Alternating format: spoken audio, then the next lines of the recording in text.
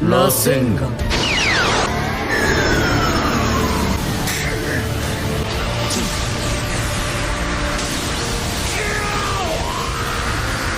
The incredible power of Momoshiki in Baruto's body. Why did Otsutsuki save Naruto at all and help his son? And a lot of other interesting information. Enjoy watching, everyone.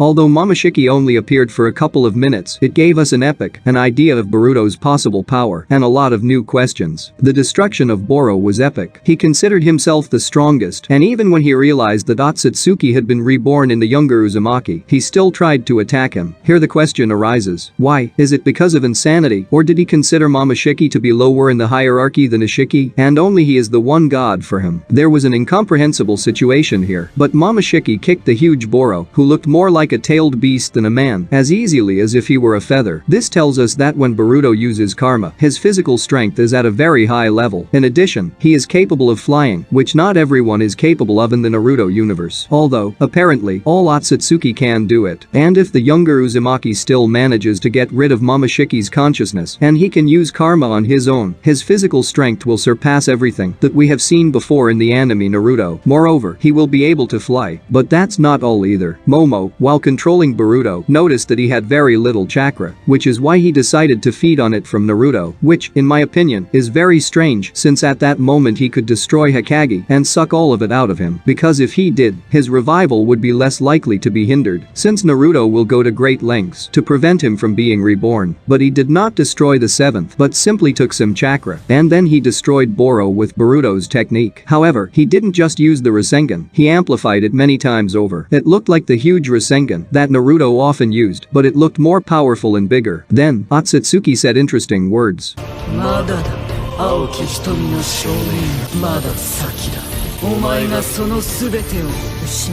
As for me, this could mean that the enemy really, even in the first battle against Naruto, Sasuke and Baruto, saw the future of the younger Uzumaki. Therefore, he did not finish the seventh, since he already knows that no one will stop him from being reborn. But I still hope that Momoshiki will be on the good side and help Baruto fight against the other Otsutsuki. Also, I was very pleased that, when he was in the body of the Hokage's son, Momo was able to use his Rasengan. This means that the Otsutsuki can use vessel techniques without learning how to use them. It should also work with the vessel itself. That is, as we know, most likely, in the genes of this clan there are all the Dojutsu that we saw in the anime Naruto, which will allow the Hokage's son to use a bunch of different techniques. Momoshiki is definitely capable of using the Rinnegan. This means that, in the future, Baruto will also be capable of this, and he will be able to use the power of Otsutsuki, which will allow him to become an incredibly strong shinobi and surpass his father and Sasuke. I am afraid that someday this trio will have to fight, but with the strength of this clan, the younger Uzumaki has every chance of defeating these two. The fact that Baruto will definitely be able to use the Otsutsuki's power is confirmed by the fact that when karma was activated and his consciousness left him, his Byakugan awakened. That is, he was already using Otsutsuki's power with his body. Yes, this eye awakened Momoshiki, but still, this is Baruto's body. So, in the future, I also look forward to the awakening of the Rinnegan. Plus, I'm wondering how all this will affect Jogun that was shown to us in the first episode. This is a dark horse in the literal and figurative sense. First, even in the manga, we weren't told about this eye. And, apparently, in the first chapter, in the battle against Kawaki, the younger Uzumaki had a Byakugan, that is Momoshiki's eye, which we just saw in the episode. But in the first episode, we saw a Jogun. Therefore, I do not know what exactly to rely on. But let's skip this detail and base ourselves on the fact that Baruto's Jogun is his own strength. Spoilers about manga chapters will go a bit here. Amato said that even if the vessel gets rid of karma, its power can be used thanks to the artificial key. And in the manga, Kawaki is no longer a vessel. Therefore, the scientist of Kara offers him to return karma, but he can already use this power on his own, without fear that Ishiki will be reborn in him. However, to do this, you need to create a way that will open the door to the place where the Otsutsuki genes are stored. So my guess is that Baruto, like Kawaki, will somehow be able to destroy Momoshiki's consciousness. But thanks to his Jogun, he will have access to the Otsutsuki genes that are already in his body. Therefore, the son of the Hokage will always keep his eye closed because as soon as he opens it, karma will begin to activate. And when he closes it, the seal will disappear. So it would be logical why someone would try to deprive him of that eye. After all, if you deprive him of Jogun, that is able to open access to Momoshiki's genes stored in his body and to his strength, then Baruto will lose the ability to use karma, thereby becoming weaker and unable to withstand enemies. And Kawaki will get access to his karma thanks to Amato. I deviated a bit from the episode, but I'm wondering how all this will be revealed. Since the events that we saw are pushing more and more questions. What happened in the first episode? Why Jogun and not Byakugan? And why didn't Momoshiki destroy Naruto now, but, on the contrary, saved him? Since Momoshiki's behavior seemed more like taking care of Baruto to me, he seems to feel sorry for him, and he wants to delay events that will destroy everything that he loves. After his words, Momo lost control of his vessel, and he then collapsed down. Mitsuki caught him. Sarada and Kawaki were surprised at what had happened since the younger Uzumaki did not remember anything. Mitsuki began to worry that they had underestimated karma, and I hope that, in the future, he will turn to Orochimaru and ask him for help. But in the meantime, the new 7th team managed to save Naruto, and they safely returned to Konoha. Hokage was surprised that he woke up in the village, and when he found out that Kawaki and Baruto were behind this, he wondered if everything was okay. As it turned out, 2 days passed, and during this time Baruto was the best able to recover. I also understand Mitsuki. His body is more resilient, and Orochimaru made sure that nothing happened to his son, improving him. But Baruto seems to have recovered all of his wounds once Momoshiki took control of him, because, in my opinion, he got the most. Boro literally wanted to make a chop out of him, and now he is running around as if nothing had happened and even does not lie in the hospital like a patient. But Sarada and Kawaki are still recovering. Sarada is still understandable, but Kawaki's body is improved, so the quick recovery of the Hokage's son, not his, is striking. In addition, we were told that the Nanorobits in Kawaki's blood are rejecting Naruto's prosthesis, hinting at very interesting events that should happen in the near future, perhaps in a couple of episodes. Then, Shikamaru annoys me again with his distrust of Kawaki. The guy risked his life to save Hokage until he could think of anything to bring him back. He should be called a hero and not blamed for all mortal sins. But Naruto calms his deputy down and hears a report on what happened and how the guys fought Boro. Sasuke was told that his daughter used Chidori, and due to this the enemy was practically defeated. Also, information was again sounded that Jigen has a 10-tailed one. But for some reason, Sasuke cannot find him again, which is a little strange since the new character that Kawaki is talking about, whom we already saw in the anime, will have to guard Jubi from Uchiha, who, in fact, cannot get back to this dimension. As I said in previous videos, you can't rely on manga since many events change and only global ones remain. So I'm wondering exactly why Jigen will send Code to guard the 10 tails. After everything, Sakura kicks everyone out to their hospital wards. After that, Kawaki tells Baruto in the hallway about what happened and that his horn grew when Boro tried to destroy Sarada and that it was thanks to this power that he was able to destroy the enemy. The younger Uzumaki then remembers what Momoshiki said to him.